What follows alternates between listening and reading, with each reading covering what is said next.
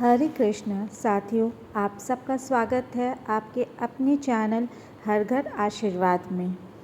आज हम सुनने वाले हैं रविवार व्रत कथा तथा रविवार व्रत की पूजा करने की विधि। रविवार सूर्य देवता की पूजा का वार है। जीवन में सुख, समृद्धि, धन संपत्ति और शत्रुओं से सुरक्षा के लिए रविवार का व्रत श्रेष्ठ माना जाता है। रविवार का व्रत करने व कथा सुनने से मनुष्य की सभी मनोकामनाएं पूरी होती है। मान सम्मान, धन, यश तथा उत्तम स्वास्थ्य भी मिलता है। अब हम जानते हैं रविवार व्रत कथा का पूजन कैसे करना चाहिए। रविवार का व्रत 1 वर्ष या फिर 12 रविवार अथवा 30 रविवारों तक करना चाहिए। रविवार को सूर्योदय से पूर्व बिस्तर से उठकर शौच व स्नान आदि से निवृत्त होकर स्वच्छ लाल रंग के वस्त्र पहनकर करने चाहिए।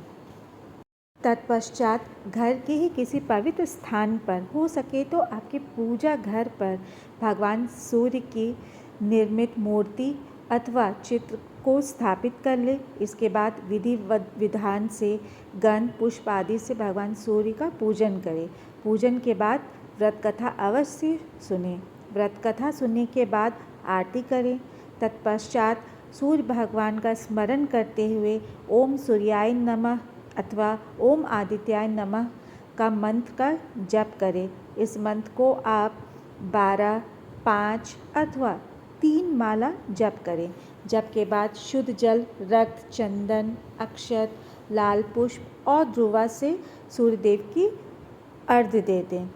सात्विक भोजन व फलाहार करें। इस दिन आप भोजन में गेहूं की रोटी, दलिया, दूध, दही, घी और चीनी खाएं। और आपको खास बात का ध्यान रखना है कि इस दिन किसी भी तरह से आपको नमक का सेवन नहीं करना है, वरना आपका व्रत टूट जाएगा। सीधा नमक का भी उपयोग न करें।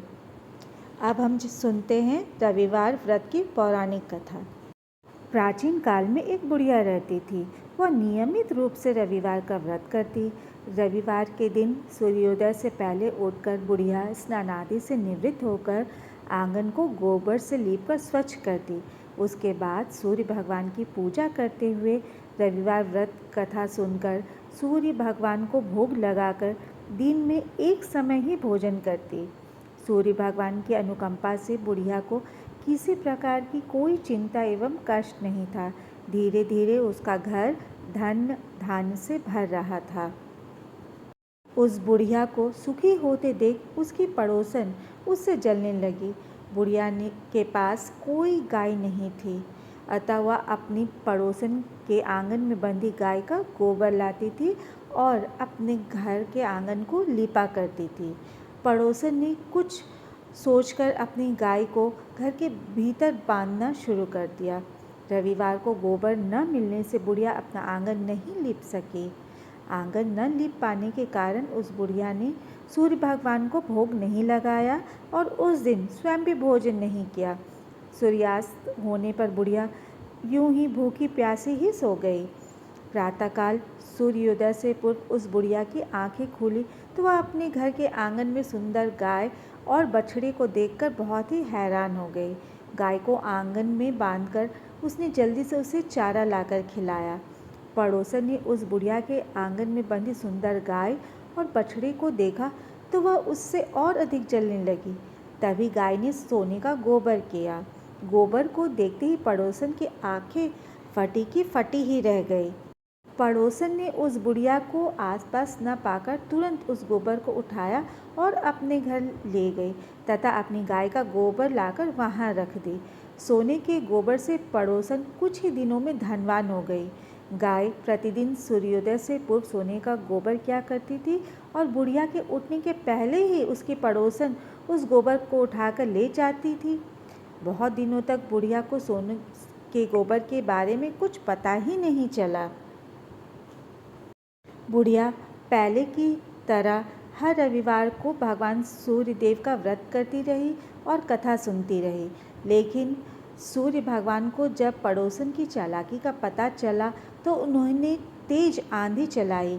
आंधी का प्रकोप देखकर बुढ़िया ने गाय को घर के भीतर बांधना शुरू कर दिया। सुबह उठकर बुढ़िया ने सोने का गोबर देखा तो उसे बहुत ही आश्चर्य हुआ। उस दिन के बाद बुढ़िया गाय को घर के भीतर बांधने लगी। सोने के गोबर से बुढ़िया कुछ ही दिनों में बहुत धनी हो गई। उस बुढ़िया के धनी होने से पड़ोसन बुरी तरह जल भुनकर राख हो गई और उसने अपने पति को समझा बुझाकर उसे नगर के राजा के पास भेज दिया। सुंदर गाय को देखकर राजा बहुत खुश हुआ। सुबह जब राजा ने सोने का गोबर देखा तो उसके आश्चर्य का ठिकाना न रहा। उधर सूर्य भगवान को भूखी प्यासी बुढ़िया को इस तरह प्रार्थना करते देख उस पर बहुत करुणा आई। उसी रात सूर्य भगवान ने राजा को स्वप्न में कहा, राजन, बुढ़िया की गाय व बछड़ा तुरंत लौटा दो, नहीं तो तुम पर विपत्ति का पहाड़ टूट पड़ेगा, तुम्हारा महल नष्ट हो जाएगा। सूर्य भगवान के स्वप्न से बुरी तरह भयभीत राजा ने प्रातः उठते ही गाय और बछड़ा बुढ़िया को लौटा दिया। राजा ने बहुत सा धन देकर बुढ़िया से अपनी गलती के लिए क्षमा मांगी। राजा ने पड़ोसन और उसके पति को उसकी इस दुष्टता के लिए दंड दिया। फिर राजा ने पूरे राज्य में घोषणा कराई कि सभी स्त्री पुरुष रविवार का व्रत किया करें। रविवार का व्रत करने से सभी लोगों के घर धन धान से भर गए। रास्ते में चारों ओर खुशहाली छा गई। स्त्री पुरुष सुखी जीवन यापन करने लगे तथा सभी लोगों के शारीरिक कष्ट भी दूर हो गए।